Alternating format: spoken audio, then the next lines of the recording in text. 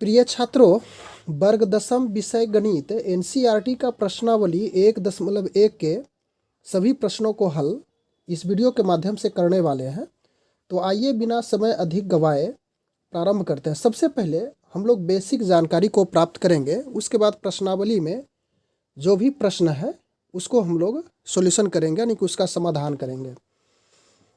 तो यह चैप्टर है वास्तविक संख्या, और वास्तविक संख्या की यदि परिभाषा कही जाए तो इस प्रकार से होगी कि परिमेय संख्या और अपरिमेय संख्याओं के समूह को वास्तविक संख्या कही जाती है। यानी इसको संक्षेप में ही हम लोग समझते हैं।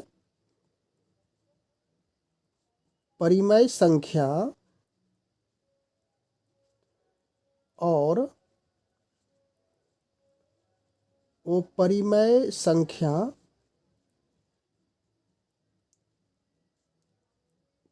के समूह को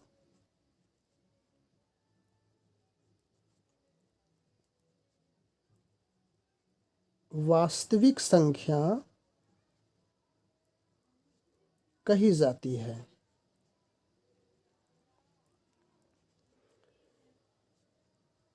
इसे परिभाषा कहेंगे, और इसका यदि एग्जाम्पल लें तो यह इस प्रकार से हो सकता है 4/5, 4, √2, √5 इत्यादि।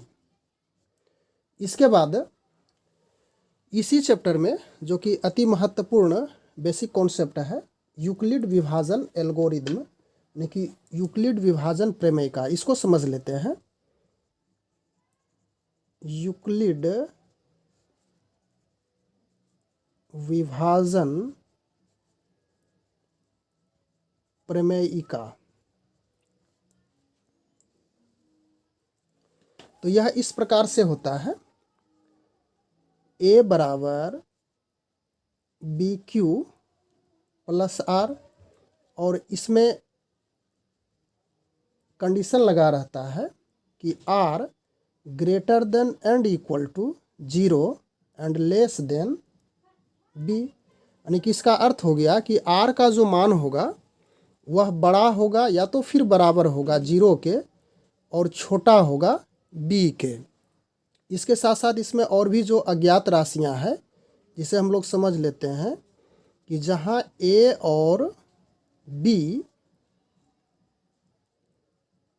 दो धनात्मक पूर्णांक है,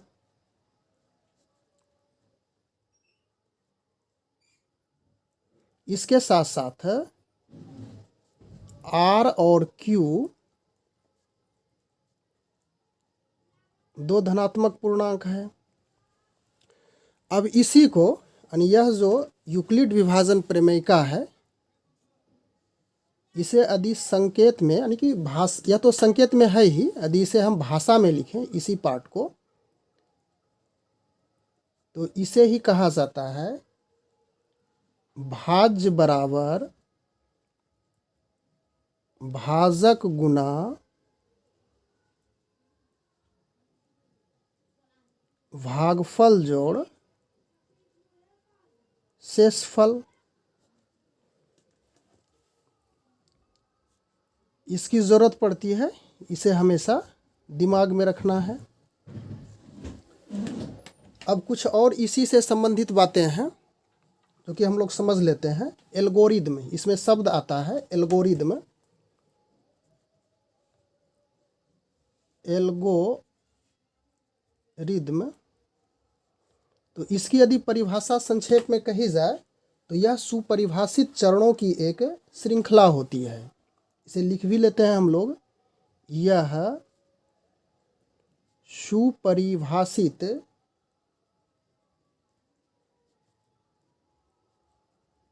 चरणों की एक श्रृंखला है।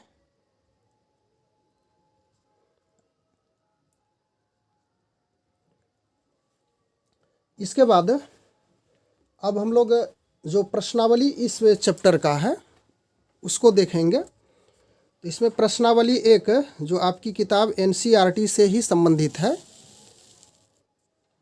तो उसमें एक्सरसाइज 1.1 और पहला हिसाब है इसका कि निम्नलिखित संख्याओं का HCF ज्ञात करनी है और यूक्लिड विभाजन एल्गोरिदम के प्रयोग के द्वारा। तो इसमें फर्स्ट है, आप किताब से उसको देख लेंगे, समझ लेंगे। 135 और 225 यूक्लिड विभाजन प्रमेयिका का इसमें प्रयोग करेंगे। तो हम लोग समझ रहे हैं, इस बात को देख भी चुके हैं कि यूक्लिड विभाजन प्रमेयिका जो होती है A ग्रेटर देन B के अनुसार से, तो इसमें A हमेशा बड़ा होगा B से, यानी कि 225 बड़ा है 135 से। तो अब लगाएंगे यूक्लिड विभाजन प्रमेयिका से, तो A बराबर BQ प्लस R। अब A का मान स्पष्ट है कि 225 है, तो यहाँ पे 225 रखना है, और B 135 है। तो इसे समझने के लिए थोड़ा सा और हम लोग समझ लेते हैं कि 225 में 135 से हमें भाग देना है। तो यहाँ पे रफ में समझ लेते हैं, 135 से भाग देंगे 225 में, तो यह भाग आपका 135 यह हो जाता है भाजक। उसके बाद 225 यह हो गया भाज्य, और इस पार्ट में जो आएगा यह होता है भागफल, और नीचे का जो भाग आएगा वह हो जाता है शेषफल। तो 135 से जब भाग देंगे 225 में तो एक ही बार खाएगा, तो 135 और घटने के बाद यह बच गया 22 में से 13 जाएगा तो 90। तो स्पष्ट है कि भागफल 1 है और शेषफल 90 है। तो यह पार्ट जो हुआ आपका भाज्य बराबर भाजक गुना भागफल जोड़ शेषफल। तो भागफल तो 1 है, तो यहाँ पर 1 रख देंगे, और शेषफल में नीचे का भाग, तो यहाँ पर 90 आ जाएगा। अब भाजक और शेषफल, फिर इसमें यूक्लिड विभाजन की जो सूत्र है उसको यहाँ पे लगाना। तो 135 में हम फिर भाग देंगे 90 से, यानी शेष से, तो यह कितने बार खाएगा। फिर इसी तरह से आप इसी तरह से देख सकते हैं, दे करके भाग। तो 90 एकाही 90 एक बार, प्लस उसके बाद बच गया आपका 135 में से जब 90 घटाएंगे तो बच जाएगा 45, या फिर आपका यह हो गया भाजक और शेषफल। फिर यहाँ से लगाना है 90 फिर 45। अब 45 से भाग देंगे 90 में, 45 दूनी 90, तो 2 बार, और उसके बाद शेषफल यहाँ पे आपका 0 बचता है। तो जिस चरण में, यानी कि यह एक चरणबद्ध प्रक्रिया होती है, जिसे आप परिभाषा में ही समझ चुके हैं, एल्गोरिदम की जो परिभाषा थी। तो यह हो गया आपका फर्स्ट चरण, उसके बाद यह हो गया सेकंड चरण, और यह हो गया थर्ड चरण। तो थर्ड चरण में शेषफल 0, जहाँ पे 0 आता है तो जो भाजक हुआ, यह तो भाज्य है या भाजक है या भागफल है या शेषफल, यानी जिस चरण में शेषफल 0 आ जाए तो उसी का भाजक HCF हो जाता है, यानी कि HCF इक्वल टू 45। यही हो गया आंसर। इसके बाद इसी चैप्टर का दूसरा प्रॉब्लम है, उसे भी हम लोग सॉल्व करेंगे। तो दूसरा प्रॉब्लम है नंबर 2, 196 और 38,220 का HCF निकालना, और इसी विधि से निकालना है। तो स्पष्ट है कि 38,220 ग्रेटर देन 196, यानी कि इस आधार पे A ग्रेटर देन B। तो फिर लगाएंगे यूक्लिड विभाजन प्रमेयिका से। तो स्पष्ट है A बराबर BQ प्लस R। तो A के स्थान पे रखेंगे 38,220, उसके बाद बी के स्थान पे हो जाएगा 196, और इसमें भाग देना है 196 से 38,220 में। तो आप भाग दे करके देखेंगे तो प्राप्त हो जाएगा जब भाग देंगे तो इसका हमें प्राप्त होगा, यानी कि पूर्णतः यह 196 से यदि भाग देंगे 38,220 में तो यह पूर्णतः आपका कट जाएगा 195 बार में। आप गुना करके देख भी सकते हैं, तो यह पूरी तरह से कट जाता है। शेषफल यहाँ पे शून्य हो गया। तो यह फर्स्ट चरण में ही मेरा कंप्लीट हो जाता है, क्योंकि रिमाइंडर यानी कि शेषफल शून्य आ गया जिस चरण का, तो इसका जो भाजक हुआ, तो भाजक तो यह है, यह हो गया भाज्य, यह भाजक, यह भागफल, यह शेषफल, और इस चरण का शेषफल शून्य हो गया। तो शून्य में जो मेरा भाजक है वही हो गया HCF, यानी कि HCF इक्वल टू 196, यही हुआ आंसर। इसके बाद तीसरा प्रॉब्लम है इस प्रकार से, 867 और 255, इसका निकालना है HCF। तो यह 867 ग्रेटर देन 255, यानी कि A ग्रेटर देन B। अब फिर लगाएंगे यूक्लिड विभाजन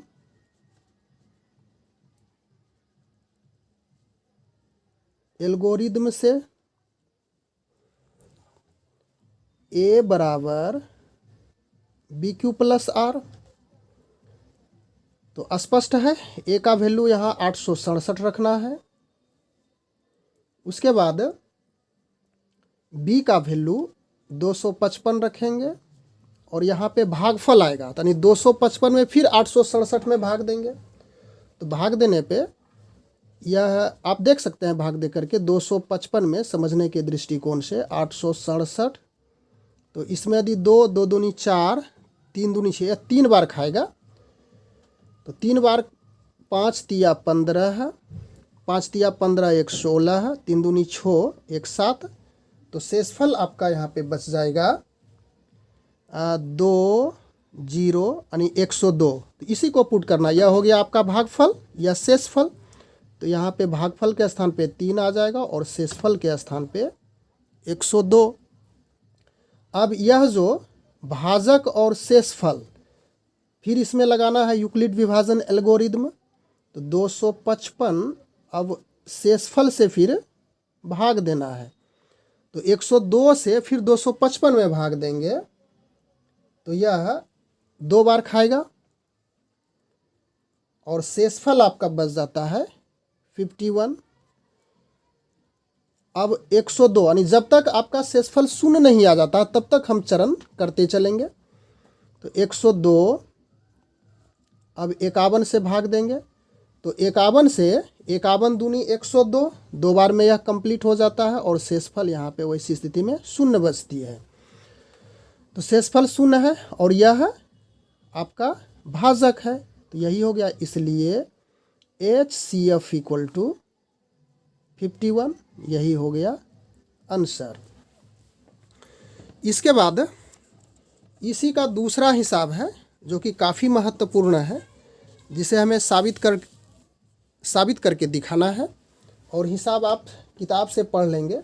यह दिया हुआ है कि दर्शाएं कि कोई भी धनात्मक विषम पूर्णांक 6Q + 1 या 6Q + 3 या 6Q + 5 के रूप का होता है, जहाँ की Q कोई पूर्णांक है। तो यह दूसरा प्रॉब्लम है, उसको हम लोग यहाँ पे सॉल्यूशन करते हैं। तो मान लेना है हमें, मान लेंगे कि माना कि ए कोई धनात्मक विषम पूर्णांक, क्योंकि विषम पूर्णांक के रूप में ही है, तो मान लेंगे माना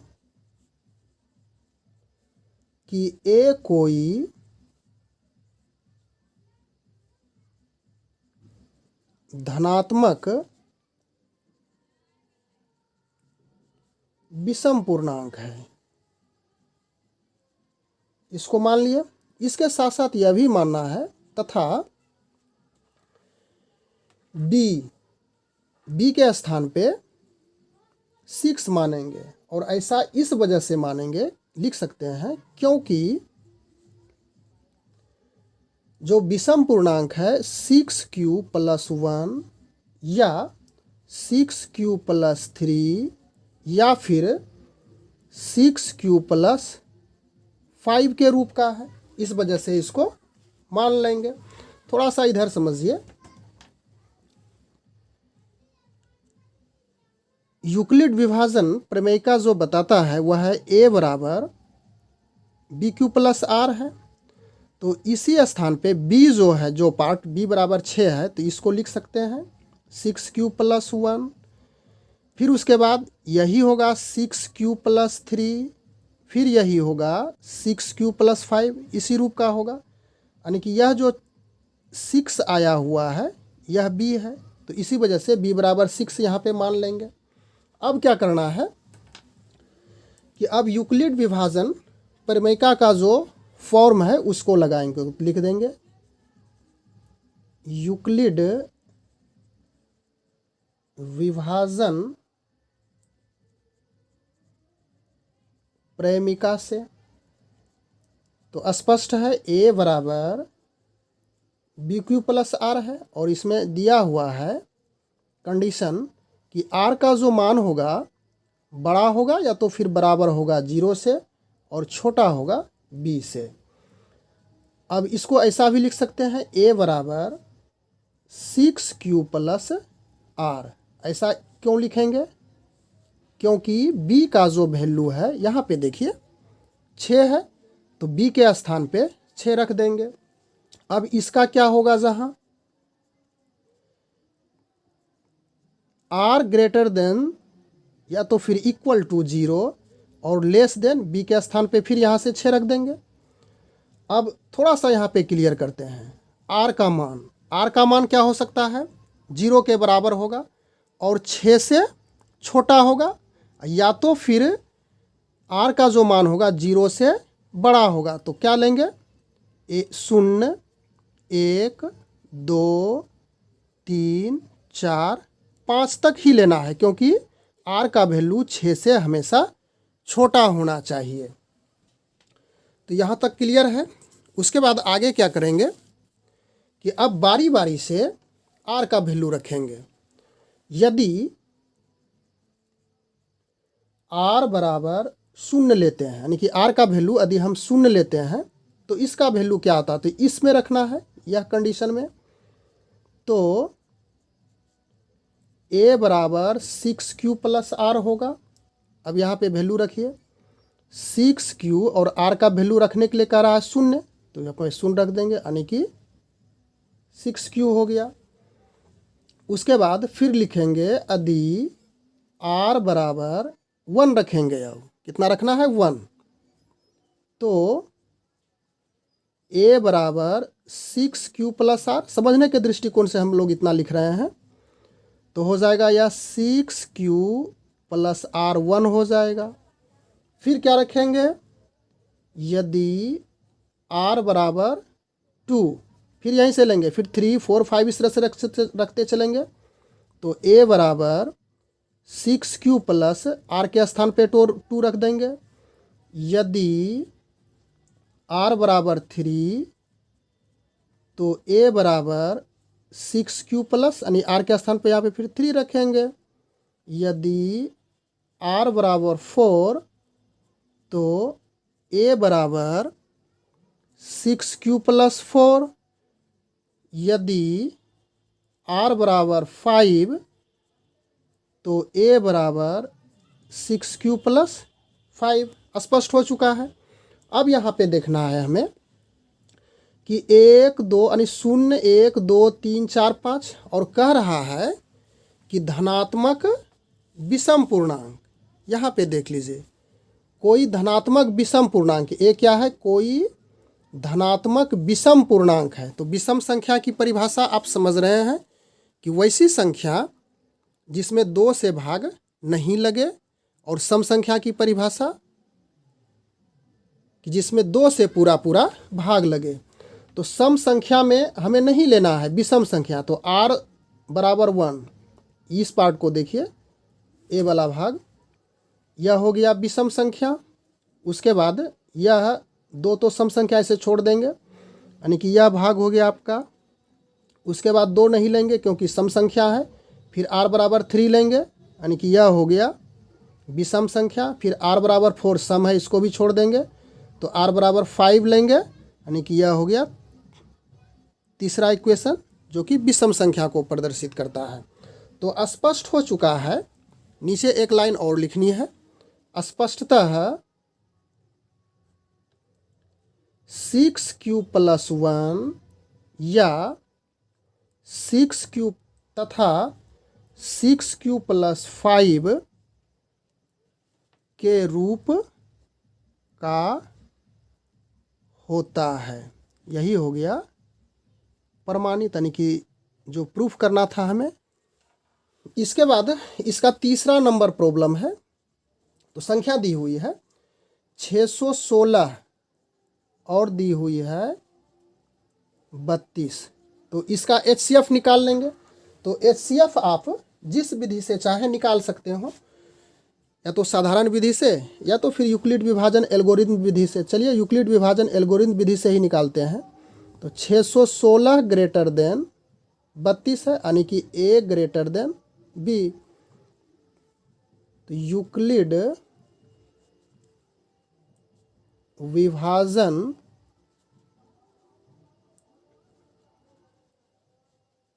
एल्गोरिथम से A equal to BQ + R, या तो यहाँ पे 616 रखेंगे भाज्य में, और यह हो गया भाजक, और भागफल क्या आएगा इसे आप भाग दे करके भी देख सकते हैं। तो भागफल 32 से भाग देना है 616 में, तो यह आपका 19 बार में भाग लगेगा, और इसके बावजूद भी शेष बचेगा, तो 8 बचेगा। भाग दे करके आप देख सकते हैं। समय की बचत के लिए मैं इसे कर रहा हूँ। अब यहाँ पे भाजक हो गया 32 और शेषफल 8 हो गया। तो 32 को फिर यहाँ पे लगाएंगे उसी सूत्र पे, यूक्लिड विभाजन पे, और 8 से इस बार देना है। तो 8 चौक 32 क्लियर है। शेषफल यहाँ पे 0 हो गया। तो यह हो गया प्रथम चरण, यह हो गया द्वितीय चरण, और द्वितीय चरण में शेषफल 0 आ चुका है और इसका भाजक 8 है। तो यही हो गया HCF इक्वल टू 8 है। और यही पूछा जाता है कि कितने स्तंभों में, यानी उन स्तंभों की अधिकतम संख्या क्या होगी। तो लिख देंगे स्तंभों की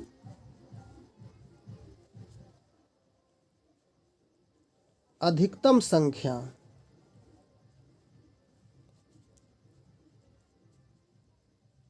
बराबर 8। यही हो गया आंसर। उसके बाद चौथा प्रॉब्लम है, उसे भी हम लोग सोल्व करेंगे। चौथा प्रॉब्लम में है कि यूक्लिड विभाजन प्रमेयिका का प्रयोग करके दर्शाएं कि किसी धनात्मक पूर्णांक का वर्ग किसी पूर्णांक m के लिए 3m या 3m + 1 का रूप होता है। तो 4 नंबर प्रॉब्लम है। तो इसमें भी हमें मान लेना है, जिस प्रकार से प्रॉब्लम 2 को सोल्व किए थे सेम उसी से मिलता जुलता यह भी प्रॉब्लम है, लेकिन कुछ कुछ है इसमें भी परिवर्तन होगा जिसे समझेंगे। तो मान लेंगे कि माना कि ए कोई धनात्मक पूर्णांक है, माना कि ए कोई धनात्मक पूर्णांक है और कह रहा है कि वह जो वर्ग होगा धनात्मक पूर्णांक का वर्ग किसी पूर्णांक m के लिए 3m या 3m + 1, यानी कि इसको आप ध्यान दीजिए कि 3m या 3m + 1 के रूप का होगा, इस रूप के होगा। तो b का वैल्यू स्पष्ट है, 3 हो जाएगा।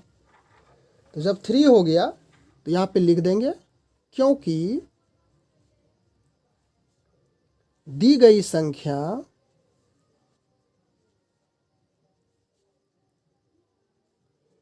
थ्री एम या फिर 3m+1 के रूप का है। इस वजह से हम b बराबर 3 माने हैं। अब यूक्लिड विभाजन एल्गोरिथम लगाना है। यहाँ से यूक्लिड विभाजन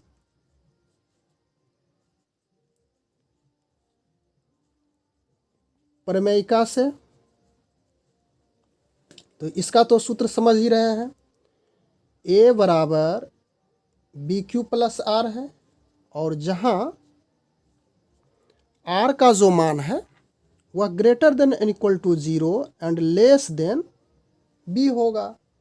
उसके बाद इसको ऐसा लिख सकते हैं, a बराबर B के स्थान पे क्या है, 3 है। यहाँ पे देखिए, तो 3Q+R। जब ऐसा हो गया इस प्रकार से इक्वेशन, तो इसमें जहाँ क्या हो जाएगा, जैसा इसको लिखे थे यहाँ पे b था तो यहाँ पे b आया। अब इसको लिखेंगे कि r greater than and equal to 0 less than 3। स्पष्ट है कि r का जो मान होगा वह 0, फिर 1, फिर 2 होगा, और 3 तो होगा ही नहीं, क्योंकि r का वैल्यू 3 से हमेशा छोटा होना चाहिए। इसके बाद उसी प्रकार से हम लोग बारी बारी से r का वैल्यू लेते चलेंगे और इसमें रखना है, इस समीकरण में। तो यदि r इक्वल टू 0 है तो क्या होगा, a बराबर 3Q+R। यहाँ से चले तो इसमें वैल्यू रखिए 3Q+0, यानी कि क्लियर हो गया 3Q। अब यहाँ से कह रहा है कि वर्ग, यानी कि धनात्मक पूर्णांक का वर्ग, यानी कि स्क्वायर करेंगे। तो यह जो दिया हुआ है, यह जो प्राप्त हुआ a बराबर 3Q, तो यहाँ से दोनों ओर वर्ग करेंगे, लिख देना है दोनों ओर वर्ग करने पर, तो a का स्क्वायर 3Q का स्क्वायर, तो यह हो गया a स्क्वायर बराबर 3 तिया 9Q स्क्वायर, या इसको लिख सकते हैं 3 × 3Q स्क्वायर इक्वल टू 3, और 3Q स्क्वायर यह जो है इसे m मान लेंगे, और यहाँ पे लिख देना है स्पष्ट रूप से कि 3Q स्क्वायर बराबर m माना। स्पष्ट हो जाएगा। इसके बाद यदि r बराबर 1 तो क्या होगा, फिर उसी प्रकार से रखिए, a बराबर 3Q+R में रखेंगे, a बराबर 3Q अब प्लस R के स्थान पे कितना रखेंगे, 1 रखेंगे, और फिर यहाँ से दोनों ओर वर्ग करेंगे, तो लिख देंगे दोनों ओर वर्ग करने पर, तो a का स्क्वायर 3Q+1 का स्क्वायर कर देंगे। क्लियर है। अब a प्लस बी का होल स्क्वायर, इसका सूत्र आप जान रहे हैं, a प्लस बी का होल स्क्वायर बराबर होता है a square plus B square plus 2ab। इसी पर इसको तोड़ना है, तो a यह हो गया 3Q और यह हो गया b 1, तो 3Q का स्क्वायर प्लस 1 का स्क्वायर प्लस 2 3Q × 1। इसको तोड़िए, 3 तिया 9Q स्क्वायर प्लस 1 का स्क्वायर 1, 3 दूनी 6Q,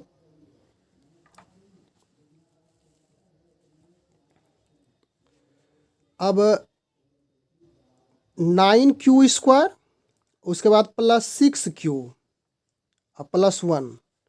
अब इसमें से, इस दोनों पार्ट में से हम 3 कॉमन निकाल लेते हैं, तो बच गया 3Q स्क्वायर प्लस 3 दूनी 6 और प्लस 1, और इस पार्ट को, यह जो देख रहे हैं, इसे मान लेंगे m, यानी यह हो गया 3m+1, और यहाँ पे लिख देंगे माना 3q² प्लस 2q बराबर m, कि a स्क्वायर बराबर, इस पार्ट को लिखे 3m प्लस 1, यानी एक समीकरण आपका यहाँ पे बना था a² बराबर 3m, यानी यह पार्ट आ गया चरण।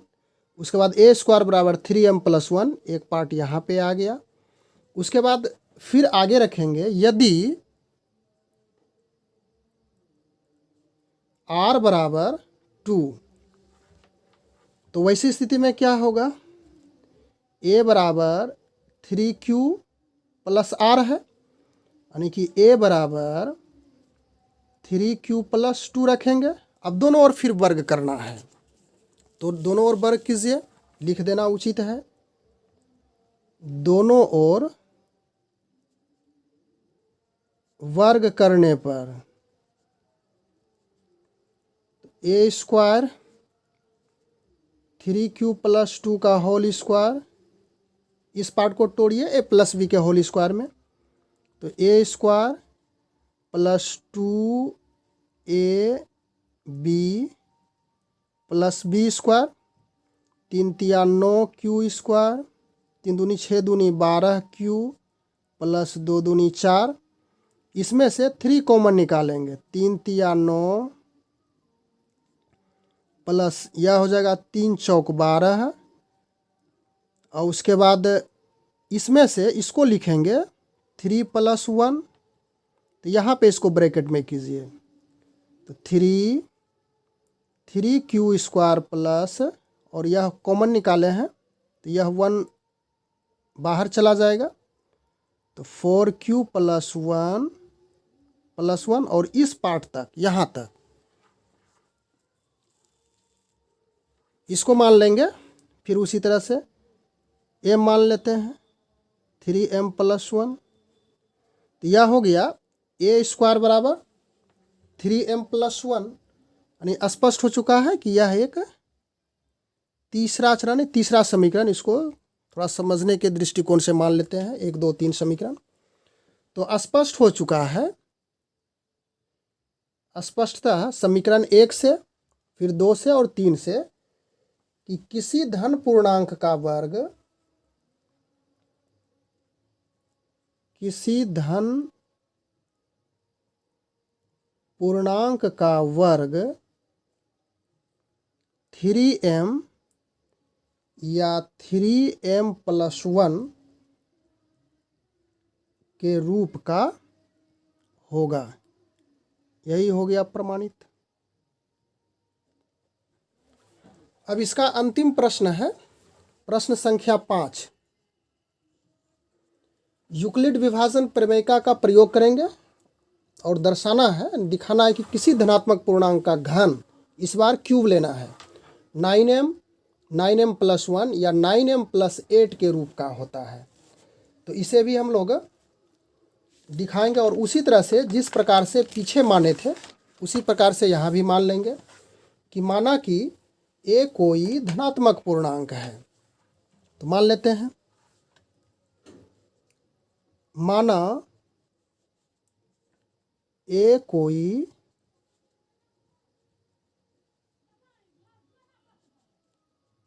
धनात्मक पूर्णांक है और b मानना है। तो b के लिए स्पष्ट हो चुका है, किस रूप का है, 9m प्लस 1, 9m प्लस 8। किताब को देखिए, तो b बराबर हो गया 9, क्योंकि लिख दीजिएगा, क्योंकि दी गई संख्या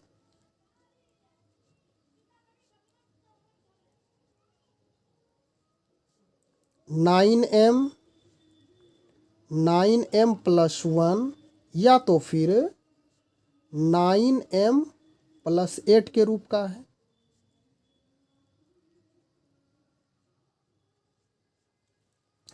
अब यूक्लिड विभाजन प्रमेयिका लगाएंगे। यूक्लिड विभाजन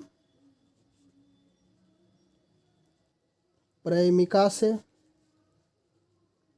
क्या है, a बराबर bq प्लस r, या a बराबर b, तो b का वैल्यू क्लियर है, b का 9 रखेंगे, 9q प्लस r। अब देखिए कि इसमें जो जहां हुआ था यानी कि वेयर r का value greater than and equal to 0 less than b था। अब इसी प्रकार से इसमें यदि देखते हैं तो r का वैल्यू 6 से यानी कि 9 से छोटा होना चाहिए। तो ऐसी स्थिति में यदि हम r बराबर लेते हैं तो 0 1 2 3 4 5 6 7 8 तक लेंगे, और 8 तक लेने के बाद यह लंबा होगा, और इस तरह से हिसाब थोड़ा सा समय लेगा, प्रोसेस लंबा हो जाएगा।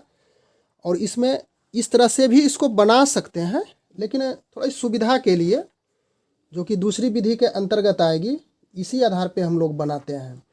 तो 9 है तो 9 का गुणक 3 होता है, तो इस आधार पे इसको लेते हैं कि b बराबर 3 है, तो b बराबर 3 के स्थान पे हम लोग ले लेंगे कि b बराबर b बराबर 9 है, तो b बराबर 9 के स्थान पे b बराबर 3 लेंगे।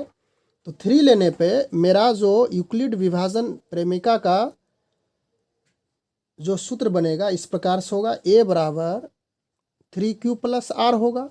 अब ऐसी स्थिति में r का जो मान होगा greater than and equal to 0 and less than 3 होगा। b के स्थान पे यहाँ पे 3 है, तो इसमें क्या होगा, r बराबर 0 1 2, 3 से छोटा ही लेना है तो 2 तक लेंगे, तो यह थोड़ा सुगम हो जाएगा।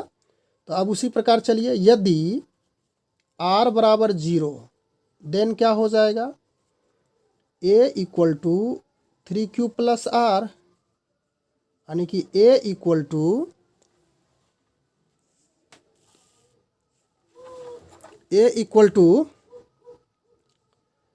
3q, और इस r के स्थान पे क्या रखेंगे, 0 रखेंगे, यानी कि क्लियर हो गया यह कि a बराबर 3q। अब यहाँ से इसमें क्यूब करना है, घन करना है, तो लिख देंगे दोनों ओर घन करने पे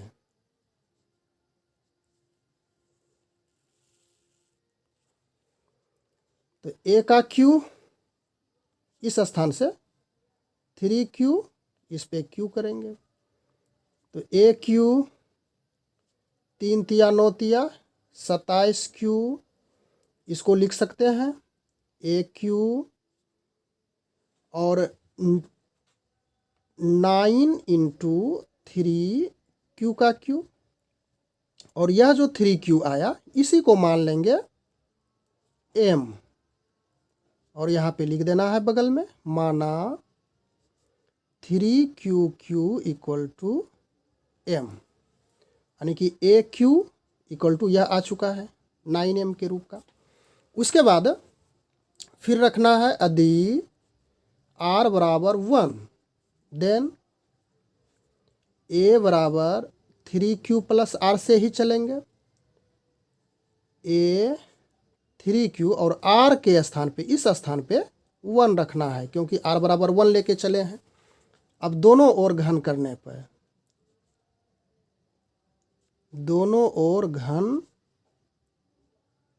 करने पर तो aq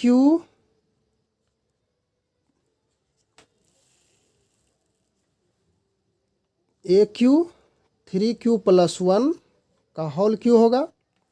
अब यहाँ पर एक सूत्र की जरूरत पड़ेगी, a प्लस बी का होल क्यू बराबर aq plus B cube plus 3a square b plus 3ab square, इसी सूत्र का इस्तेमाल करेंगे। या aq इक्वल टू, तो सूत्र यहाँ पे लगाइए, a और यह b, तो 3q का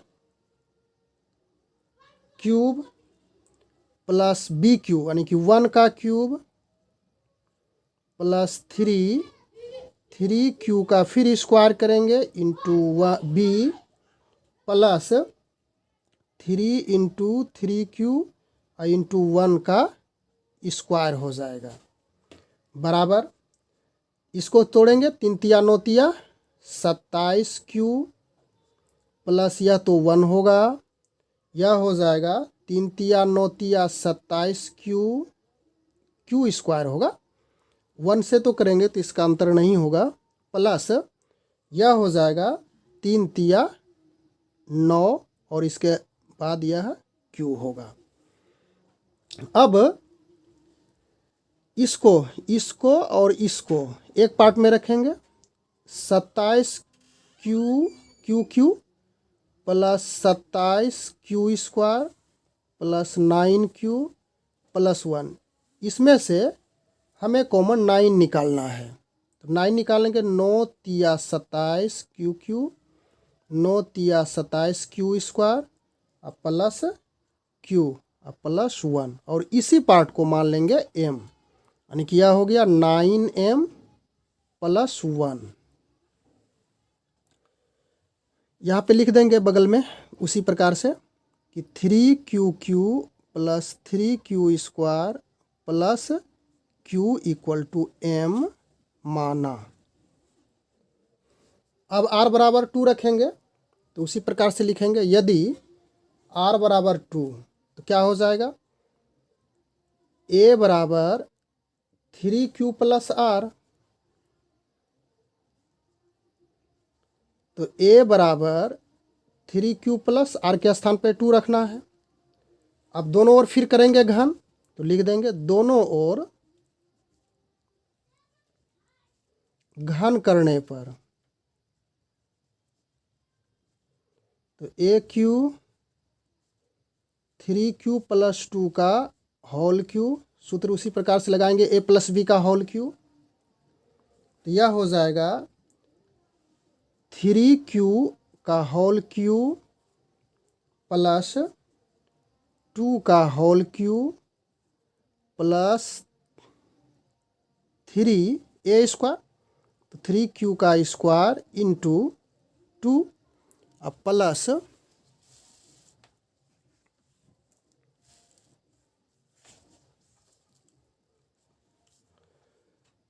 यानी 3Q का whole Q plus 2Q plus 3Q का होल स्क्वायर इंटू 2 प्लस, और इसके बाद हो जाएगा 3 इंटू 3Q इंटू 2 का होल स्क्वायर। अब इसको सोल्व कीजिए, 3Q का होल क्यू, तो यह हो जाएगा 27Q प्लस यह 8 हो जाएगा, और यह हो जाएगा 3 तिया 9 9 तिया 27 27 दूनी 54 क्यू स्क्वायर, और यह भाग हो जाएगा 3 तिया 9 चौक 36 क्यू, 2 का स्क्वायर 4 होगा। अब इस पार्ट को एक साथ रखेंगे, इसको और इसको, 27QQ plus 54Q square plus 36Q plus 8। अब इसमें से, इस तीनों में से, तीनों पार्ट में से 9 कॉमन निकालते हैं, तो 9 कॉमन निकालने पर हो जाएगा 9 तिया 27 QQ, उसके बाद यह हो जाएगा 9 छक 54 और 9 चौक 36 प्लस 8। अब इतना भाग को हम लोग m मान लेंगे, यानी कि 9 इंटू m प्लस 8, और यहाँ पे लिख देंगे स्पष्ट रूप से कि 3QQ plus 6Q square plus 4Q equal to m माना। तो स्पष्ट हो चुका है कि AQ equal to 9m plus 8। तो क्लियर है कि इस प्रकार हम पाते हैं कि एक लाइन और नीचे लिख देनी है। इस प्रकार हम पाते हैं कि किसी धनात्मक पूर्णांक का घन 9m 9m+1 या तो फिर 9m+8 के रूप का होता है। यही हो गया प्रमाणित।